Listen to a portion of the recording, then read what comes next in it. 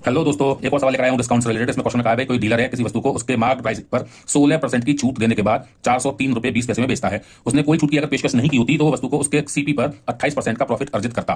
तो उसका सीपी पूछा है भैया, वस्तु का क्रय मूल्य पूछा है। भाई एक बात ध्यान दीजिए, सीपी है उस पर उसने कोई परसेंटेज लगा के रेट बढ़ा के एमपी लगाया, मार्क प्राइस किया, और उसको उसने 16% की छूट दी, 16% की छूट दी, और वो उसका एसपी कितना आ गया, 403 रुपये 20 पैसे आ गया। अब आप उसने मेन जो उसमें है वो ट्रिक है यहाँ इस लाइन में कि अगर उसने कोई छूट नहीं दी होती तो, कोई छूट नहीं दी होती तो उसको प्रॉफिट होता 28% का। यानी कोई छूट नहीं दी होती तो वो एमपी पर बेचता, तो एमपी पर बेचने पर कितने परसेंट का लाभ होता उसको, 28% का। समझ में आ गया नहीं आ गया, 28% का लाभ होता।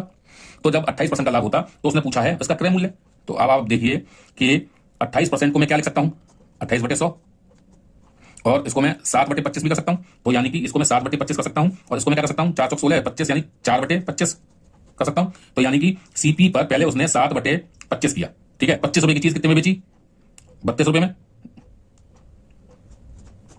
ठीक है भाई। प्रॉफिट 7 रुपए का हुआ है तो 25 रुपए की चीज पे 7 रुपए का प्रॉफिट, यानी बेची 32 रुपए में।